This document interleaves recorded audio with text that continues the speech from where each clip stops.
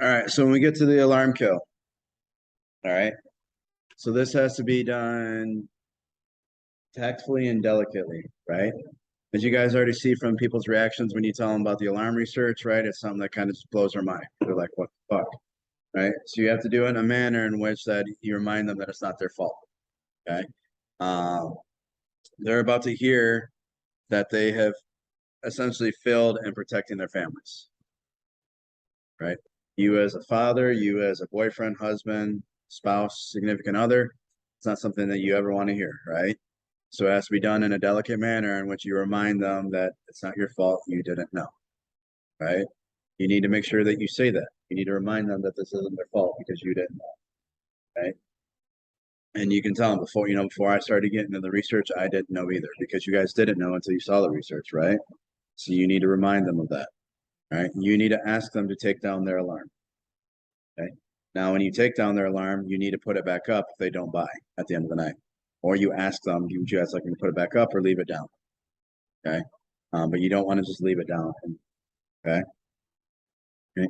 But it's far better for them to see that it's actually their alarm than the one that you pull out.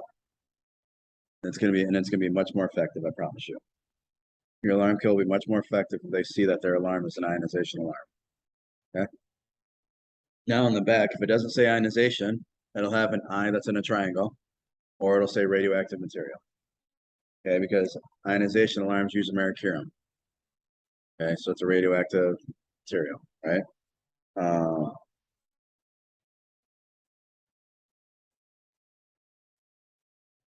right. So, right. Again, it's your job to make sure they fully understand the ionization alarm research. So you might have to go through it and then go through it again because you need to make sure they understand it and you need to make sure that they get it. Okay, because remember, like I said, there's a difference between someone saying this or yeah versus them giving you a reason. Now, when you ask them the questions, right? So in the first, after you go over the first little bit of research and it says 35%, right? Fresh out of the box, right? Now, Charles, how does that make you feel about this protecting your family? Feel like I got ripped off. Like you got ripped off, right? Or if they say, so he already gave me his why, right? So if someone says, well, I don't feel good or shitty or whatever, you need to ask why. So you need to make sure that they actually understand, right? And you need to repeat their answers because their answers are gold, right? Their answers are what they believe, right? Ask the question, hear their answer, and ask them why, and then repeat their answer, right? Ask them why, and then repeat their answer. So then when you go all the way to the end, right? And you go over the fourth part. And the fourth part talks about where it says first alert does not warn or imply that this detector will protect your home in the event of a fire, right? You and your family should have the insurance. Okay. All right. And then you ask again, now, how does that make you feel knowing that this is what you have protecting your family? And they're going to say super shitty. All right. Why? Okay. And a sense of urgency. Okay. If you don't have any urgency or seriousness with it, they're not going to. Okay, this needs to be an important manner, and typically we don't ever have an issue with it. All right. So the tie down that comes with this, all right, at the very end of the walkthrough, or the very end of the alarm kill, and you have their alarm, you need to pick up their alarm, and it's on one of the last things. All right. Now, Michael, knowing what you know now about your smoke detector, all right, would you ever? Does it make sense, or would you ever put something on your wall or ceiling to protect you and your family again? No, of course not. Right. Now, Michael, can you believe some people tell me they have to think about that? At first, yeah, some people don't care. Yep. All right.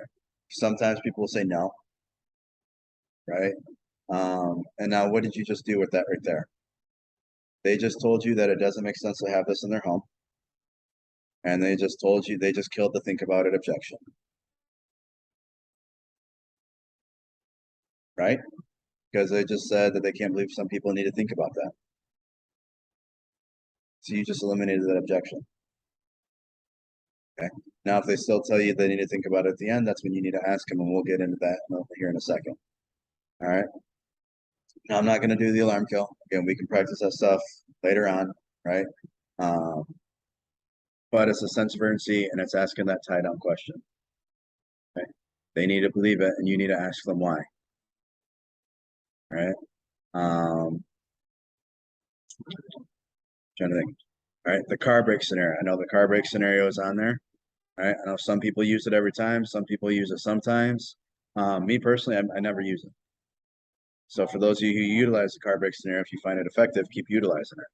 All right, but if you need, but it's there as a tool if you need to put something in perspective. If some people are like, oh yeah, well that makes sense, right? Or they say, oh yeah, well it's got to have some kind of failure rating, right? Well, Michael, is that a failure rating that you want to risk for your family? No, absolutely not. And Michael, would you ever, if you were going to the car dealership and you were to buy a vehicle, would you buy a vehicle if the salesman told you the brakes are going to fail 35% of the time? No, right? Absolutely not. So we don't want to risk our child's lives in our vehicle or transporting them. Why do we want to risk their lives in a place they're supposed to call home? Especially when. Place they're supposed to call home, right? Right? Exactly. Okay.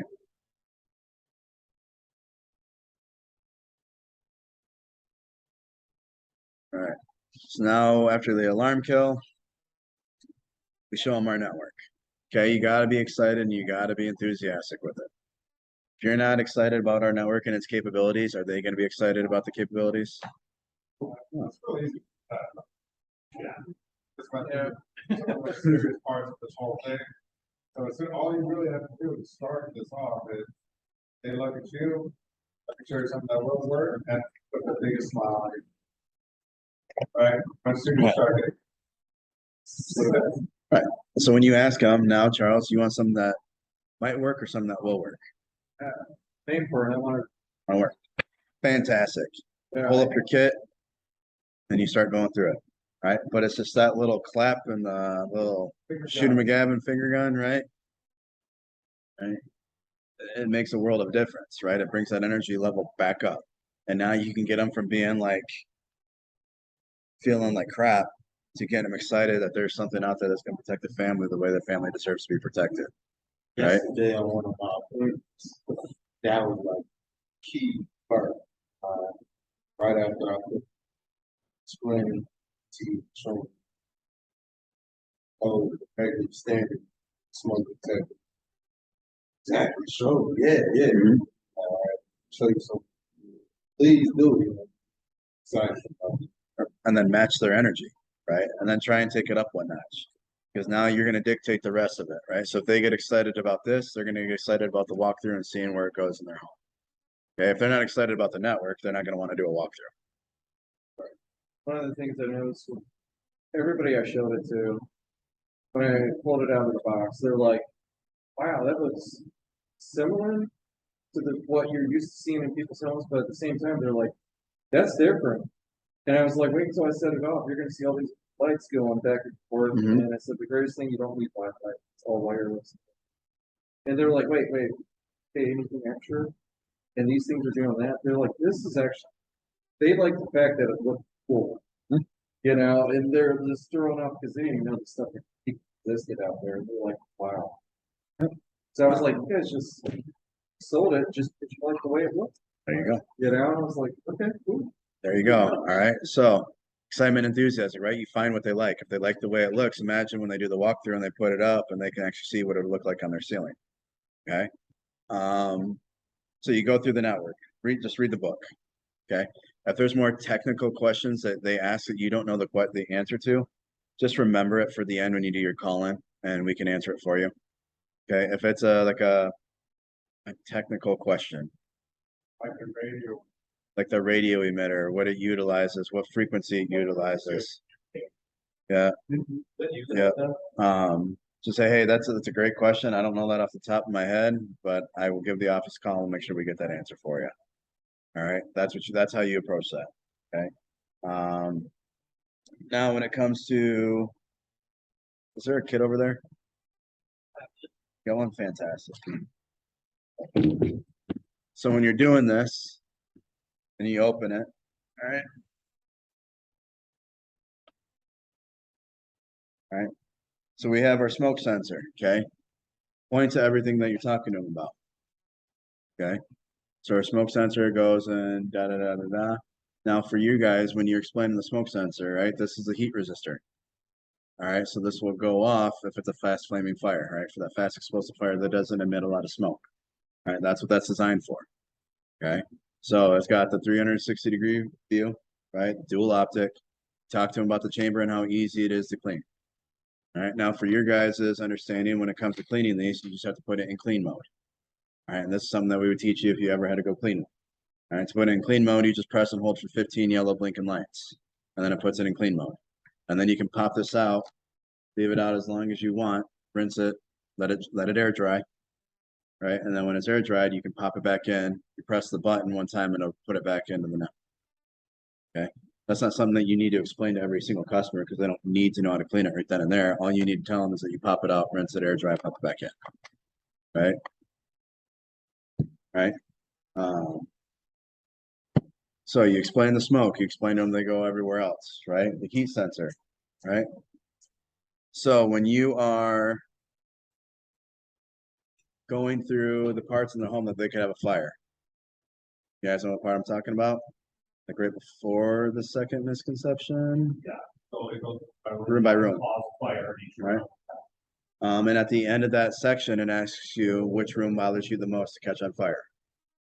All right. So which room bothers you the most, David, to catch on fire? Laundry room. My house, it's actually there. Which room? Oh, All of it. Which room? Kitchen. Answer. Kids' rooms. Kitchen. Basement. Bedroom. Okay. Very good. All right. So if they say kids' room, all right.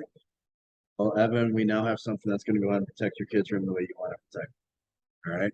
If it's the kitchen or the basement, well, Dino, we have something that's going to go in your basement that's going to go ahead and protect you the way you want to protect it. All right. So you're going to know about that fire the moment it happens.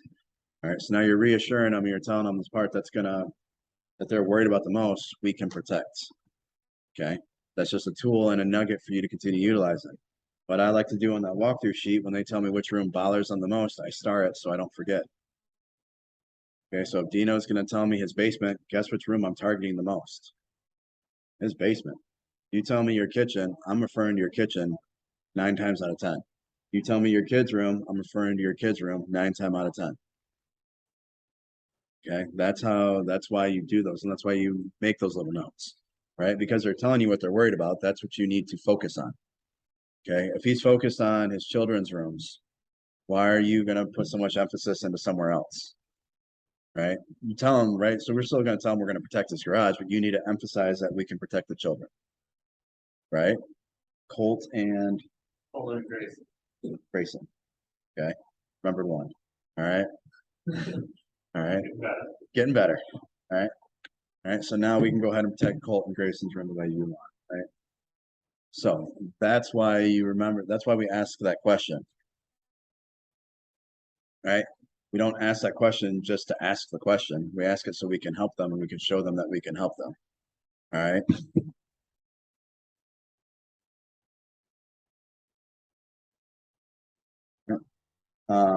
where is the infrared cam? It's coming out the sides. It's in the chamber. It's actually in the chamber? Yep. But the slots on the sides. It's in here. Is what's actually seen.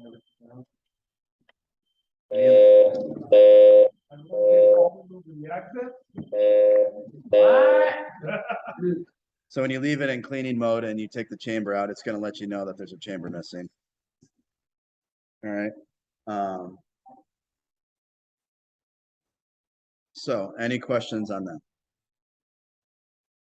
All right. So that's why we ask in those rooms, because we want to focus on those rooms. Okay. Because like I just said, right, his whole focus is his kids. Is he going to care about his garage? Yeah, we're still going to protect his garage and show him that we can protect the whole home, but the emphasis needs to be on the children because that's what he wants and that's what he cares about the most. Okay, you guys get that? Yep. All right. Quick question off subject. So, say you got the app, is there any way that you can make the alarm go off the app? Nope. And you don't want to. No, you would want that in your pocket, set a pocket value, pocket set off all the alarms in your house. I only asked that because I remember at one point it said bed shaking. that we can use that as like a thing somebody.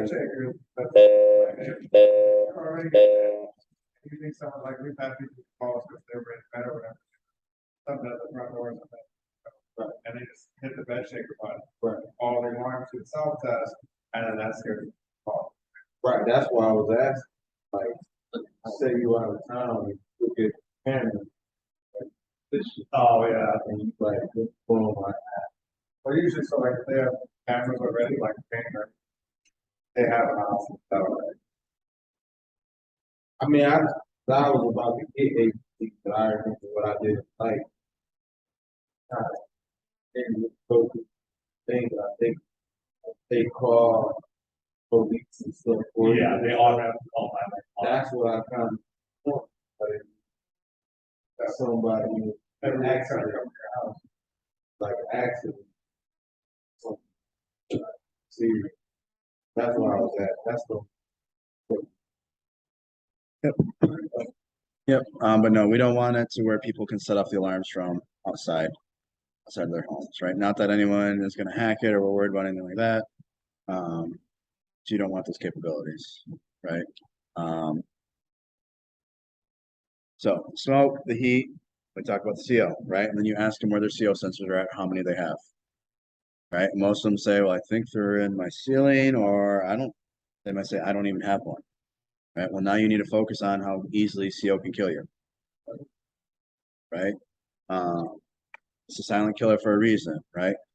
Now, when they talk about them being plugged in, hey, you know what, Charles, it's great that you have the ones that plugged in, but now let me ask you something. Is that plug below or above your bed? It's. Uh, the actual sensor is actually, Not ours. The ones that plug into walls.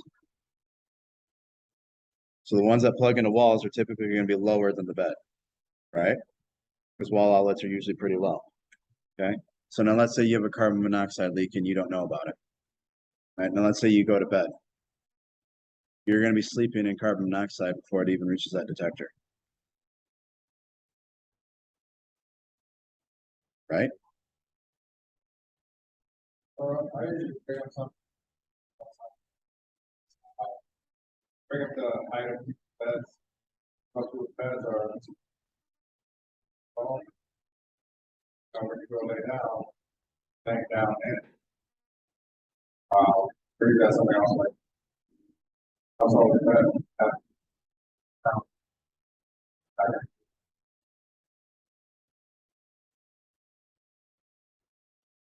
There you go. All right. So then we go to water sensors. Okay. If you're struggling with getting people to want water sensors, understand the importance of water sensors, you're not doing a good enough job explaining it. All right. So the water sensor, what does a water sensor create? What does water damage create? Mold, right? It creates black mold. And how quickly does mold grow according to FEMA? 24 to 48 hours, right? Now, what happens if you had a minor leak under a sink that you didn't know about, right? Or in the basement that you didn't know about, and it started creating mold? Is black mold airborne? Sure is. Now what happens if that black mold gets in your ductwork and your ventilation? You're breathing it in, right? And you're not going to know about it until you're sick or until it starts smelling funny, right?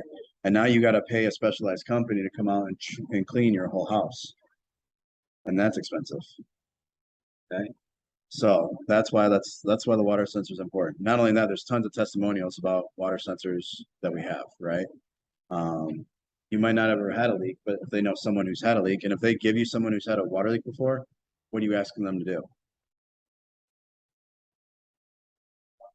Write it down, right? Pull back out that prospecting sheet or that referral sheet and ask them to write down those names and numbers.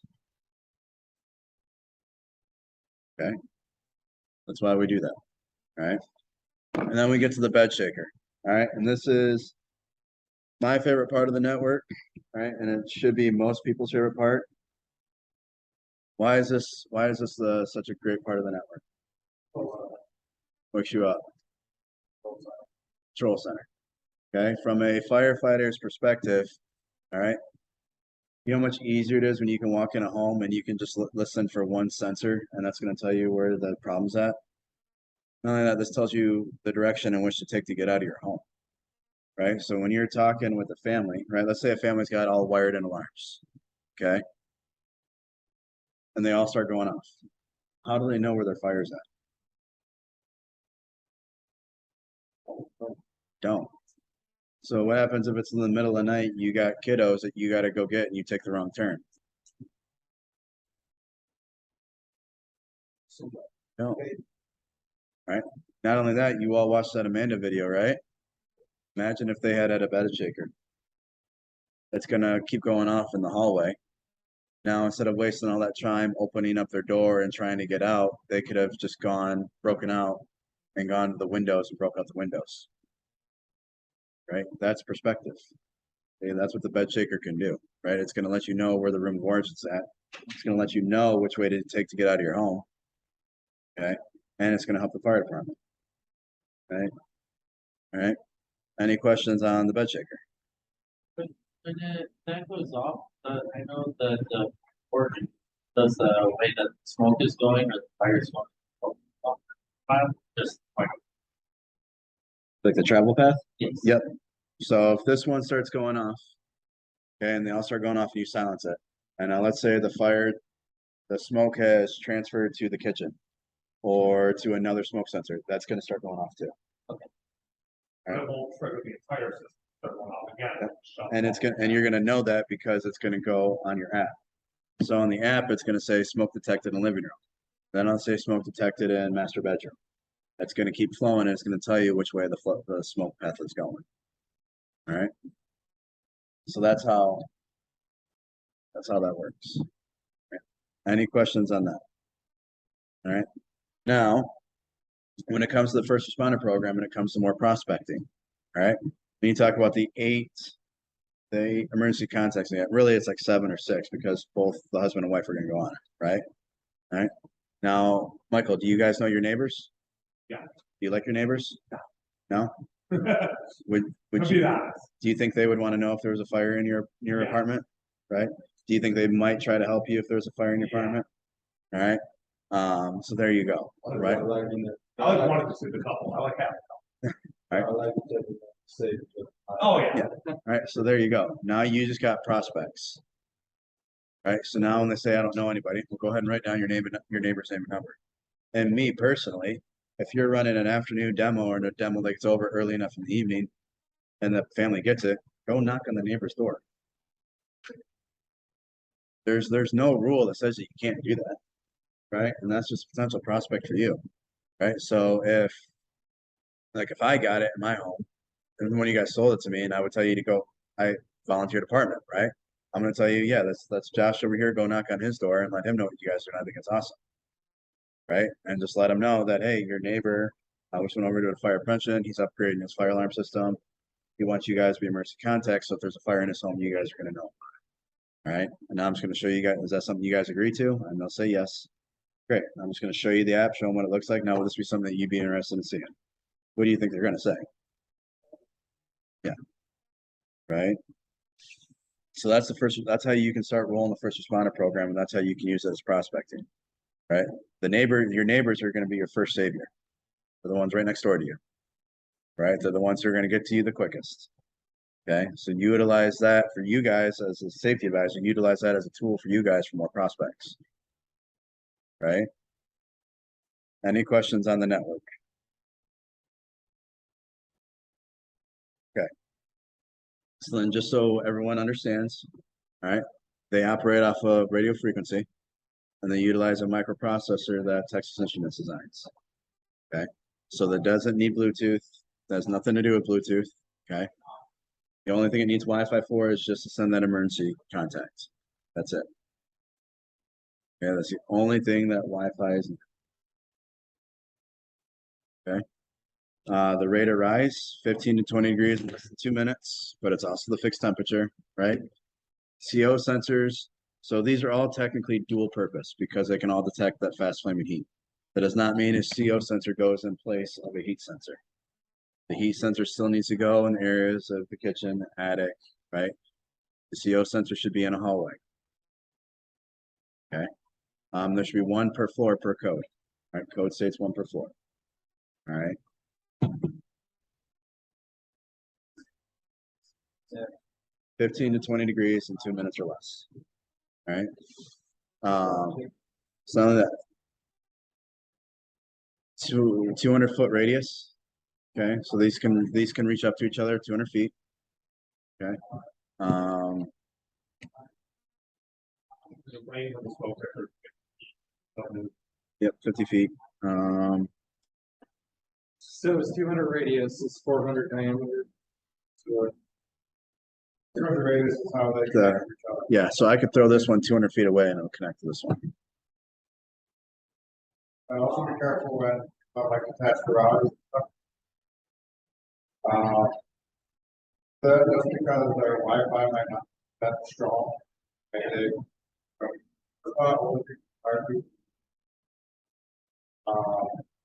make sure that they know if they have any issue, like essentially outside garage, that they have to test it, if it works, that it sets all the other alarms off. But sometimes it will, Wi-Fi.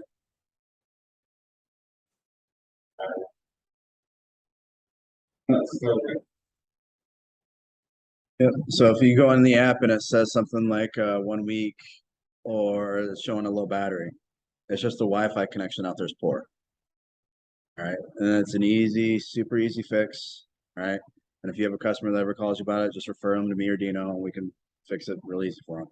All right, that's just a Wi-Fi connectivity issue. All right, but it doesn't stop their network. It doesn't prevent that alarm from working. It's just there's a weak connection. All right. So that's the network.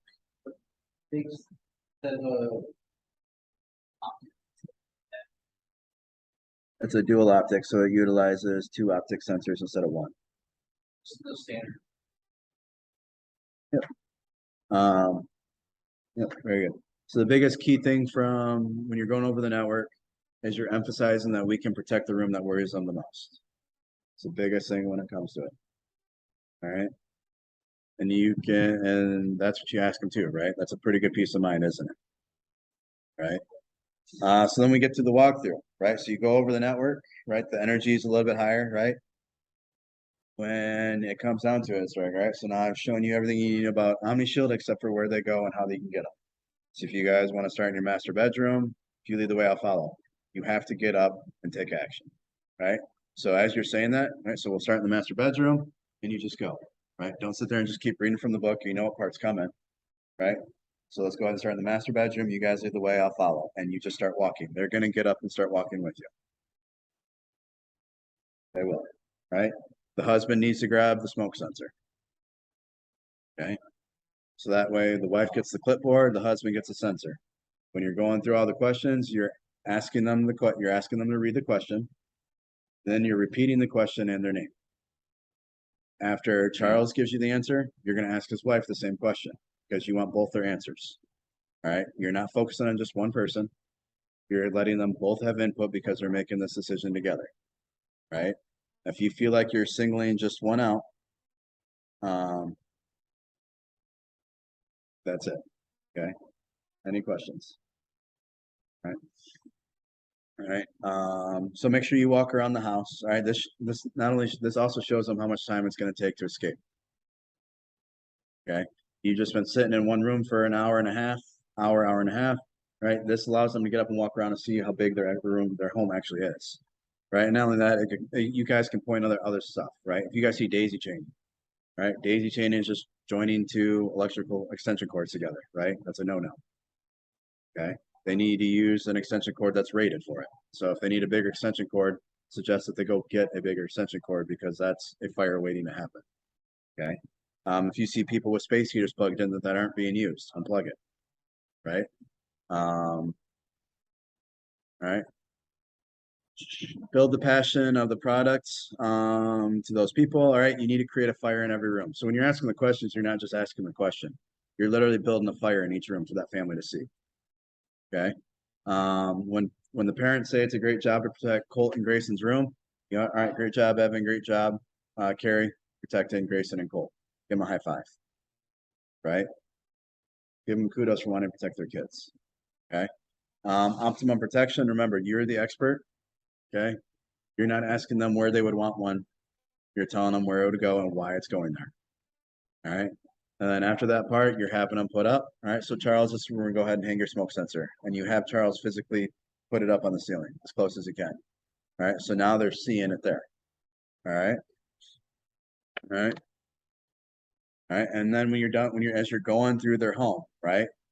All right. So after going through your guys' home, all right, how important is it that we have as much time as possible to get out of your home? All right. And then there's another tie down that you guys can utilize when you're walking through the home. All right. So as you've gone room to room to room and you're in Grayson's room, all right, wait till you're in a kid's room. Okay. Now, Evan, Carey, all right, these aren't cheap, all right, but if these save Grayson or Colt just one time, what's that worth? Everything. Right. So now you just told them it's not cheap. They're gonna know it's not cheap, but he just told you it's worth everything. So is there really a price objection he's gonna be able to give you at the end? No, he just told you it was worth everything. Right? So that's what we call a tie down. You're getting the customer's agreeing to wanting it, telling you they want it. Right? And you're getting rid of the objections. Did you read that line again?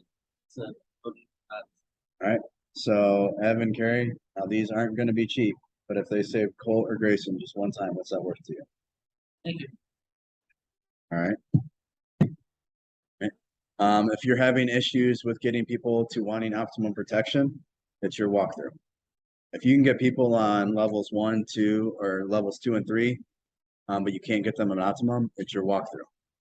Okay, there's something in your walkthrough where they're not believing that they need all those, they not need the optimum protection. All right, or there's not enough value, or they think that they're not worried about that room. Right, so that's why we got to build a fire in every room, because how do people die in fires? Asphyxiation. Okay, very good. Asphyxiation. All right. So that's why each room's important to have coverage. Okay. All right. Now we go to the close and we do the setup. I'm not going to walk through a full close with you guys. I'm just going to walk through how you guys need to set it up. Okay. All right. So the minimum to optimum protection comparison, right? So everything you see in red Dino is without protection, right? Everything in gray leaves you with a false sense of security with that 55% probability of failure, and it could take 30 minutes. All right. Now with Omni Shield, right, you see that total shield around your family, all right, around your home. All right, everything is now protected and alerts you of smoke, fire, carbon monoxide, flood, and freeze. Okay. All right. So now let's go ahead and recap what you guys are getting, Charles. You're gonna get 6 smoke sensors. One for Jake's bedroom, one for Dino's bedroom, one for Jerry's bedroom, one for Katie's bedroom, one for the master bedroom, and one for your living room. You need to recap every single thing they're getting. Okay. Did you guys notice I didn't put these away? Don't put them away. Right? Let them still see them, because when you're recapping, you're showing them. All right. All right. And then you do that for everything. So you're gonna get 4 heat sensors, one for the garage, the attic, the kitchen, and the basement. Then you're gonna get 2 CO sensors, one for your basement and one for your main floor. All right, now with that awesome rewards program, that's gonna give you 5 water sensors.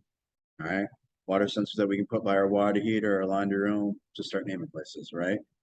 All right, that's also gonna give you guys that bed shaker and the text and email app.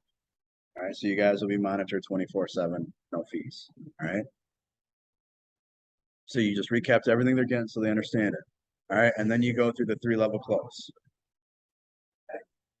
Super simple, and we make it simple for you guys. All right. You cover everything. We just recapped what they're getting. You read level 1. Okay. You guys will be getting this, this, and this with an MSRP today of just whatever the number is, 6,500. You get the water sensor discount, that first call discount, which is going to bring your today investment to just 4,500. All right. Or worst case scenario, monthly investment of 120 a month. All right. Then you read level 2, just like that. You read level 3, just like that. Okay. Now after you read all of them, all right. So Terry, if you were to go ahead and protect your family today, which level of protection would you choose? Level 1, fantastic. All right. Now, Terry, if you're going to protect your family today, would you want to do the total investment with cash, check, credit card?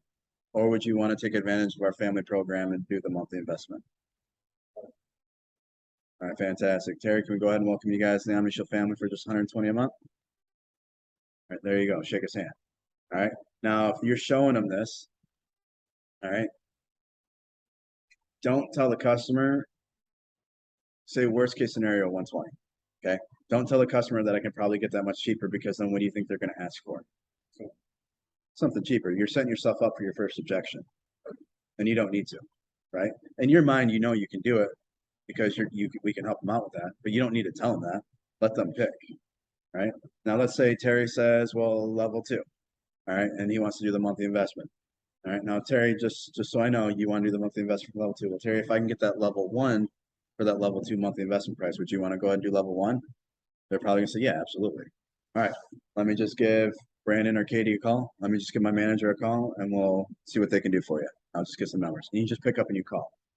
You don't ask them if it's okay. You don't go, no, hey, Charles, is it okay if I call my manager and get some numbers for you? You don't want to do that, right? Hey, great, Charles. Let me just give the office a call real quick. I'll get you some numbers and we'll go from there, all right? And then you follow your call-in script. If you need a call-in script, let me know, okay? But in the call-in script, you need to paint us a picture, all right? When you're doing the call-in, it needs to be, hey, I'm out here with Dino and Michael. Michael is a dentist and Dino is a lawyer. Okay. Michael and Dino have 3 kids together. All right. It's really cool. They got into an adoption program, right? Their kids' names are Charles, Terry, and David. All right. All right. 3 boys. All right. Right. And then, like, if you know how they met, right? Dino met Michael at a badminton tournament, right? Right. Tell me how that, right? Back to my pro days. Right. But you see what it's doing, right? So you're telling me how many kids they have, what their kids' names are, how they met. You're painting a picture, because not that I need to know that, but it's showing the family that you care about. You took the time to listen to what they had to say and tell you about themselves. It makes a difference. It makes a huge difference. Every time I've done it, see their whole family will start playing. As soon as you start talking about them and everything about them, because they don't expect that. No, they expect that you're gonna go in, you're gonna show them some shit and try to sell them. All right. Now, when you're doing that and you're excited, right? Michael did this, you can tell me little stories, right? We're not there. You're not calling me just to get a quick number and hang up. Tell me a little bit about the family, right? And then you go, and then from there you transition to, we went over. So I know there's a long blurb. You don't need to tell us all 15 things that you covered. Okay, just pick 1 or 2 things, and then tell me their meeting spot and tell me where their meeting spot's at. You should always do the meeting spot. Okay. And then you said we went over the ionization research, and after going over are the seven ionization alarms that they currently have in their home, and after going over all the research, Michael and Dino do not want these in the home because Michael said they're garbage and Dino said they suck. Whatever they say, repeat it to me. If they say that these things are pieces of shit and they deserve to go in the trash, repeat that Dino said these things are pieces of shit and they should go in the trash, right? And then after doing the walkthrough with OmniShield, all right. And again, the other thing you can do too, right? And we'll make sure that you guys have these scripts, all right? We went over the OmniShield network and they absolutely love it. Michael was really worried about his kitchen, about having a fire in his kitchen, and now we can protect his kitchen, right? That right there just solidifies it too more, right? And their total optimum protection was 11 life-saving sensors. Michael and Dino said the level of protection they would choose is level 2 because that monthly investment is a little bit more in their budget. So I was just calling to see what you can do so we can get this family protected. All right. So great. So Dino let Charles, I'm sorry, you guys are all their kids. All right.